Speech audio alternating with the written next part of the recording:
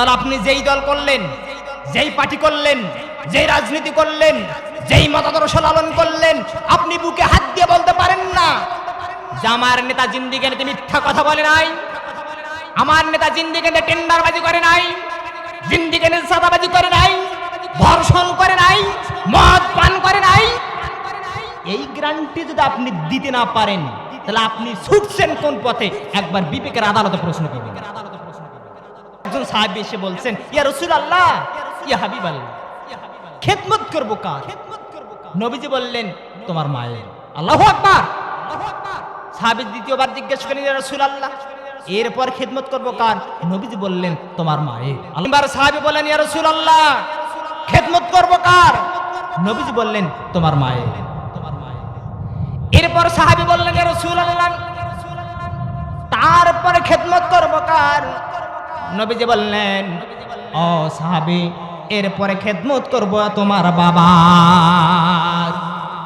যেই নবী জন্মের আগে বাবা হারালেন, 6 বছর বয়সে মা হারালেন, এই নবী মায়ের খেদমতের কথা বললেন কয়বার? বাবার খেদমতের কথা বললেন কয়বার? আবার দল নবী বলেন, ছেলে সন্তান যদি জন্মগ্রহণ করে, যতটুকু আদর করবেন, যতটুকু সম্মান করবেন, আর যদি ঘরে মেয়ে সন্তান আসে, তার চাইতে দ্বিগুণ আদর সম্মান করবেন। জোরে বলেন আল্লাহু আকবার। আল্লাহর জমিনে আল্লাহর দিন প্রতিষ্ঠা করবার জন্য একজন ভালো নেতাকে, কোরআনপন্থী নেতাকে, সুন্নাহপন্থী নেতাকে বাংলাদেশ চালানোর সেন্টার জাতীয় সংসদে পাঠাতে হবে। এখানে আমি রানী বিলকিসের কিস্সা বলতে পারতাম, আইয়ুব খাঁ, ইউসুফ খাঁ, জুলাইখার কিস্সা বলতে পারতাম, বলে তো লাভ নাই। আছে বাচ্চা থেকে আপনারা শুনে এসেছে। তাহলে আমাদের জীবনের পরিবর্তন করতে গেলে, সমাজের সুদ, সমাজের অশ্লীলতা, বেহায়াপনা বন্ধ করতে গেলে আল্লাহর জমিনে আল্লাহর আইনের বিকল্প কোনো কিছু নাই। আছে? আসুন আরো উদাহরণ দিই। নবীজি সাল্লাল্লাহু আলাইহি সাল্লাম চিন্তা করে, আমি যে আসলাম আইয়ামে জাহিলিয়াতে, আসানোর পরে দেখি নারীদেরকে জীবন্ত কবর দিচ্ছে, সন্তানদেরকে পেটের ক্ষুধায় আছাড় দিয়ে মেরে ফেলছে, যুবতী নারীদেরকে বাবার কাছ থেকে আবু জাহেলের সৈন্যরা ধরে নিয়ে গিয়ে ধর্ষণ করে গলা টিপে হত্যা করতেছে।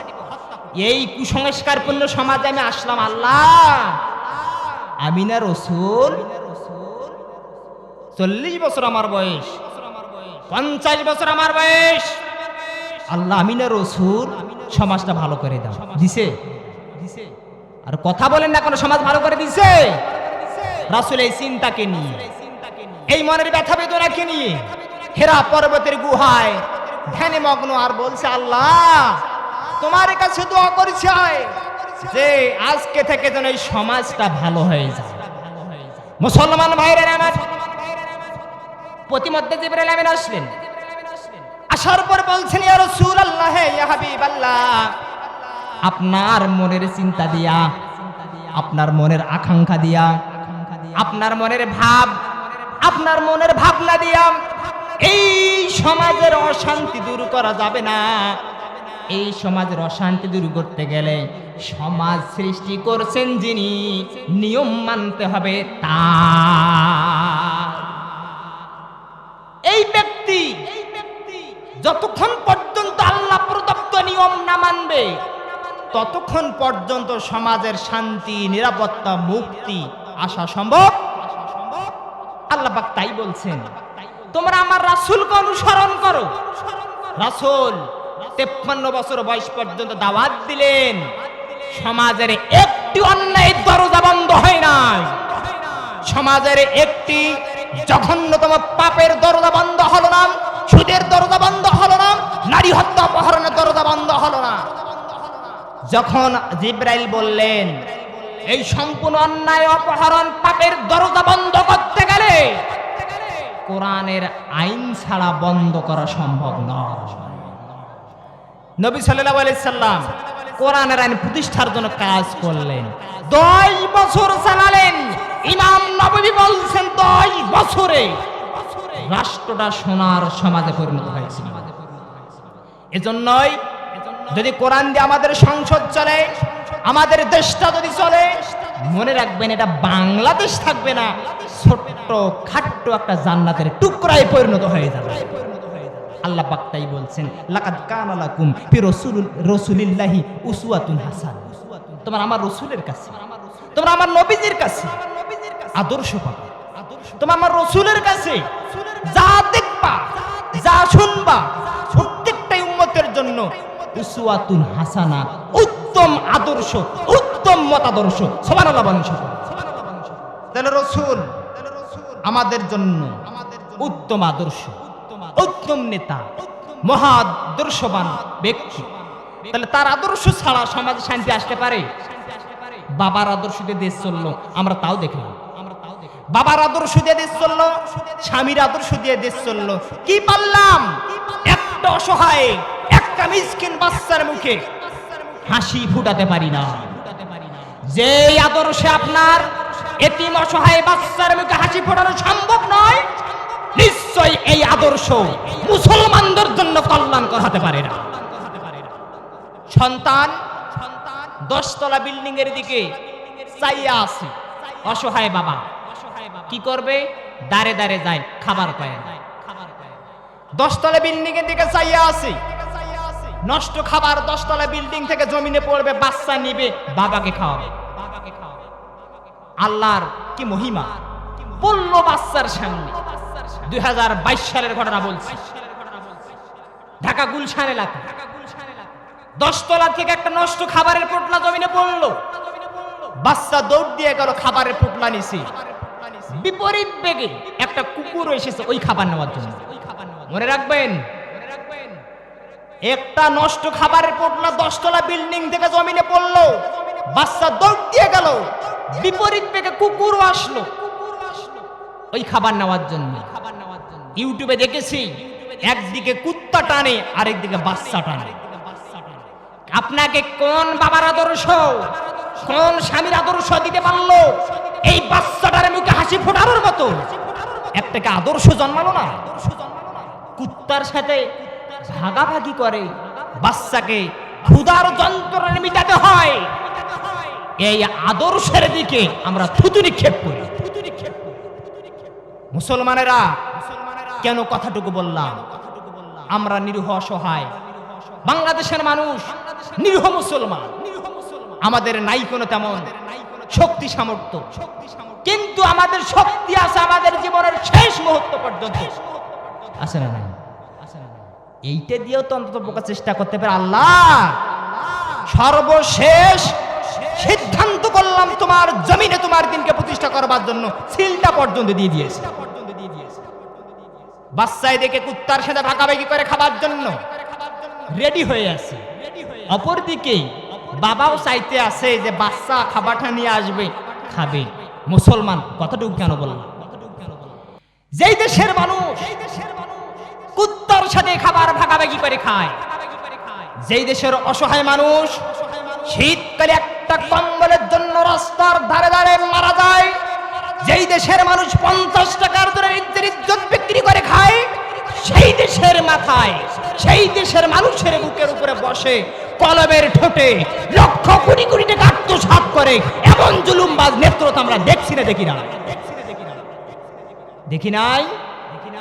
আমাদের সন্তান খাবার কুকুরের সাথে ভাগাভাগি করে খায়, একটা বৃদ্ধ অসহায় গরিব মা বোন রাস্তার ধারে একটা খেতা কম্বলের জন্য জীবন দেয়, আর এর এই মাথায় বসে কলমের ঠোঁটে লক্ষ কোটি কোটি টাকা জনগণ আত্মসাৎ করে।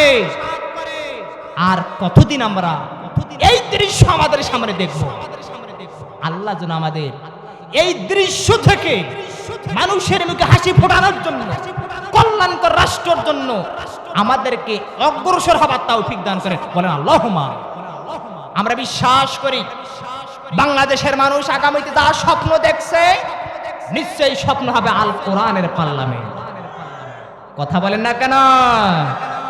জালিমদের পালায় আগুন জ্বলে গেছে, জ্বলছে না? মনে রাখবেন, এটা আল্লাহ পাকের ওয়াদা ছিল, ওয়াকানা হাক্কান আলাইনা নাসরুল মুমিনিন। মুমিন রূপে টিকে থাকবা, বিজয় দেওয়ার দায়িত্ব আমি আল্লাহ পাকের। আল্লাহু আকবার। তাহলে বাচ্চার মুখে হাসি ফোটাতে পারলাম না, রেল স্টেশনের ধারে ধারে, রাস্তার ধারে ধারে অসহায় মাকে একটা কম্বল দিতে পারলাম না। আপনার আদর্শ কি দিল মুসলিম জাতি? কি দিল? দিয়েছে সন্ত্রাস, দিয়েছে চাঁদাবাজি, দিয়েছে লুণ্ঠন, দিয়েছে অপহরণ, দিয়েছে মদ। এই আদর্শ দিয়ে সমাজে শান্তি, সমাজে মুক্তি, সমাজে নিরাপত্তা দেওয়া সম্ভব না। আদর্শ আনতে হবে। লাকাদ কানা লাকুম ফি রাসূলিল্লাহি উসওয়াতুন হাসানা, রাসূলের মতাদর্শ। আল্লাহু আকবার। রাসূল কেমন ছিলেন? যারা অনুসরণ করে তারা বলতে পারবে না, কারণ আমরা এটা সাক্ষ্য দেই, মিথ্যা কথা বলা যাবে না। যাবে? তাহলে আপনি যেই দল করলেন, যেই পার্টি করলেন, যেই রাজনীতি করলেন, যেই মতাদর্শ লালন করলেন, আপনি বুকে হাত দিয়ে বলতে পারেন না যে আমার নেতা জিন্দিগিতে মিথ্যা কথা বলে নাই, আমার নেতা জিন্দিগিতে টেন্ডারবাজি করে নাই, জিন্দিগিতে চাঁদাবাজি করে নাই, ধর্ষণ করে নাই, মদ পান করে নাই। এই গ্যারান্টি যদি আপনি দিতে না পারেন, তাহলে আপনি ছুটছেন কোন পথে? একবার বিবেকের আদালতে প্রশ্ন করবেন। আপনাকে বুঝতে হবে রাসূলের প্রতিটা কথায়, প্রতিটা আদর্শে উম্মতের জন্য রয়েছে শিক্ষা। সুতরাং রাসূলের আদর্শ বাস্তবায়নের জন্য আপনাকে আমাকে কাজ করতে হবে। আল্লাহ যেন তৌফিক দান করেন। জোরে বলেন আল্লাহুম্মা। তাহলে রাসূল হচ্ছেন আমাদের আদর্শবান নেতা। আবার নেতার কিছু বৈশিষ্ট্য বলে দেই, গুণাগুণ। নেতার সন্তান সন্ততির সাথে নেতার ব্যবহার কেমন, স্ত্রীর সাথে নেতার ব্যবহার কেমন, মায়ের সাথে নেতার ব্যবহার কেমন, এটা বুঝতে হবে। তো নবীজি আদর্শ কি কি আদর্শ রাসূলের কাছে আপনি পাবেন? ইমাম তিরমিজি বলছেন রাসূলের আদর্শ আপনি পাবেন এক নাম্বার সন্তান হিসাবে। কি হিসাবে? সন্তান হিসাবে রাসূল পিতামাতার খেদমত করছে নাকি করে নাই? গর্ভে তো বাবা মারা গেছে, মায়ের খেদমত করেছে। 6 বছর বয়সে মাও মারা গেছে। তারপরে বলছি একজন সাহাবী এসে বলছেন, ইয়া রাসূলুল্লাহ, ইয়া হাবিবাল্লাহ, খেদমত করব কার? নবীজি বললেন তোমার মায়ের। আল্লাহু আকবার। সাহাবী দ্বিতীয়বার জিজ্ঞেস করলেন, ইয়া রাসূলুল্লাহ, এরপর খেদমত করব কার? নবীজি বললেন তোমার মায়ের। আল্লাহু আকবার। 3 বার সাহাবী বললেন, ইয়া রাসূলুল্লাহ, খেদমত করব কার? নবীজি বললেন তোমার মায়ের। এরপর সাহাবী বললেন, ইয়া রাসূলুল্লাহ, তারপরে খেদমত করব কার? নবীজি বললেন, ও সাহাবী, এরপরে খেদমত করব তোমার বাবার। যেই নবী জন্মের আগে বাবা হারালেন, 6 বছর বয়সে মা হারালেন, এই নবী মায়ের খেদমতের কথা বললেন কয়বার? বাবার খেদমতের কথা বললেন কয়বার? নবীজি বুঝাতে চান, ও পৃথিবীর মানুষ, আমার আদর্শের ভিতরে মানুষের জন্য রয়েছে কল্যাণ, মানুষের ভিতরে রয়েছে শান্তি। তাহলে পিতার সাথে মায়ের অধিকার 3 গুণ বেশি। কয় গুণ বেশি? নবীজি বললেন, সাহাবীরে, মায়ের খেদমত করবা, মায়ের খেদমত করবা, মায়ের খেদমত করবা, বাবার খেদমত করবা। সাহাবী এই কথা বলতে, হঠাৎ করে সাহাবী উঠে যাচ্ছে। আল্লাহ নবীজি সাক্ষ্য দিলেন, আমার এই কথাটাকে যদি এই সাহাবী আমল করে, আমি মুহাম্মদ রাসূলুল্লাহ সাক্ষ্য দিচ্ছি, এই সাহাবী আল্লাহর জান্নাতে চলে যাবে। তাহলে খেদমত করা দরকার আছে না নাই? হ্যাঁ, বুঝবেন। এরপর মুসলমানেরা পিতা হিসেবে রাসূলের আদর্শ কেমন ছিল? ইমাম তিরমিজির ব্যাখ্যায় নূর নবী বলেছেন, যখন কোন মানুষ সন্তান পৃথিবীতে ভূমিষ্ঠ করে দেয়, সন্তানের দিকে যেন একটু নজর ভালো করে দেয়। আছে না নাই? নজর যাতে ভালো করে দেয়। এর কথা ব্যাখ্যায়, ইমাম তিরমিজির কথা ব্যাখ্যায় সাহাবায়ে কেরামেরা বলেছেন, এই জায়গায় ভালো করে নজরে দেওয়ার অর্থ হলো, সন্তান ছেলে জন্মগ্রহণ করলে যেমন আদর কদর হয়ে যায়, মেয়ে যদি জন্মগ্রহণ করে এমন আদর আর কদর করা যাবে নাকি যাবে না? আমার দল নবী বলেন, ছেলে সন্তান যদি জন্মগ্রহণ করে, যতটুকু আদর করবেন, যতটুকু সম্মান করবেন, আর যদি ঘরে মেয়ে সন্তান আসে, তার চাইতে দ্বিগুণ আদর সম্মান করবেন। জোরে বলেন আল্লাহু আকবার। স্বামী হিসেবে আদর্শ, সন্তান হিসেবে আদর্শ, পিতা হিসেবে আদর্শ। তিনি বলছেন, পৃথিবীর ছেলে সন্তান যদি জন্মগ্রহণ করে যতটুকু মহব্বত, যতটুকু আদর, যতটুকু স্নেহ ভালোবাসা দেখান, মেয়ে সন্তানদের দিকে দ্বিগুণ দিতে হবে। কয় গুণ? কেন? হযরত আয়েশা রাদিয়াল্লাহু তাআলা আনহা থেকে বর্ণিত, তিনি বলছেন যে নবীজি বলছেন মেয়ে সন্তানদেরকে আঘাত দিও না, কারণ মেয়ে সন্তানের পিতা হলাম আমি মুহাম্মদ রাসূলুল্লাহ সাল্লাল্লাহু